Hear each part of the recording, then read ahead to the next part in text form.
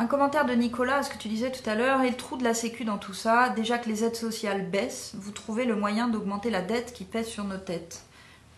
Bah, j'ai répondu là-dessus, c'est-à-dire que le trou de la sécu cette année il est lié au financement des mesures d'urgence. Ce sont des mesures d'urgence qui ont permis d'augmenter le pouvoir d'achat des Français. C'est la première fois depuis plus de 10 ans que le pouvoir d'achat des Français a augmenté autant, plus de 2,3% d'augmentation. Et encore, dans le budget cette année, on supprime 5 milliards d'euros d'impôts.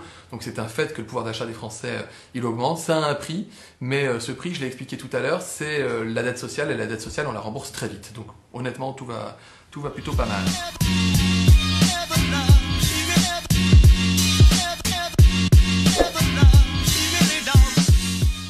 Là, c'est l'intox absolu parce qu'on a, en fait, le trou de la Sécu est une construction politique.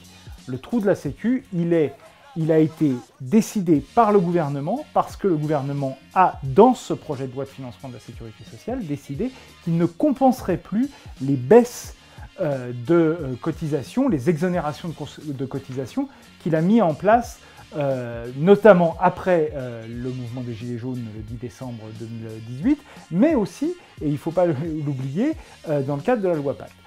Ce qui est assez intéressant, c'est de voir que le gouvernement a décidé de façon complètement autonome de supprimer les cotisations maladie et les cotisations chômage, ce qui nous importe ici, c'est les cotisations maladie, que pour compenser cette suppression, il a augmenté la CSG, donc il a fait basculer des cotisations vers l'impôt, qu'il se rend compte aujourd'hui que socialement, il ne pouvait pas assumer une partie de l'augmentation de cette CSG, notamment sur les retraités les plus modestes, que donc il rebaisse la CSG pour les retraités les plus modestes, mais que comme il n'y a plus de cotisation en face pour la sécurité sociale, c'est juste une baisse de recettes pour la sécurité sociale. Et donc c'est un appauvrissement organisé de la sécurité sociale. Donc à partir de ce moment-là, je ne vois pas le rapport en fait avec l'augmentation du pouvoir d'achat. L'augmentation du pouvoir d'achat, les mesures d'augmentation du pouvoir d'achat ont été décidées par le gouvernement face à l'urgence sociale.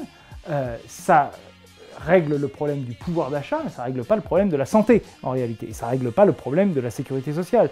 Donc on a simplement fait payer des choix politiques, des choix de politique économique à la sécurité sociale. Et là où c'est encore plus pervers, c'est que à la différence de la dette publique, qui peut être roulée de façon indéfinie, la dette de la sécurité sociale, elle, parce que l'État l'a décidé, doit être amortie, c'est-à-dire remboursée.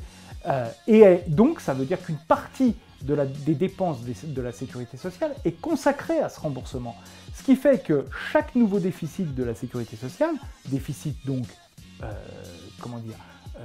organisé par l'État, chaque déficit de la sécurité sociale va conduire en fait à l'avenir à encore plus amputer les recettes, les recettes de la sécurité sociale et à rendre encore plus difficile la réalisation pour l'assurance maladie de l'Ondam. Et donc on va aller, puisque c'est par l'Ondam qu'on va gérer les coûts, on va aller de plus en plus vers une restriction des dépenses dans la santé et effectivement également dans la vieillesse. Et c'est le but aussi de cette réforme des retraites.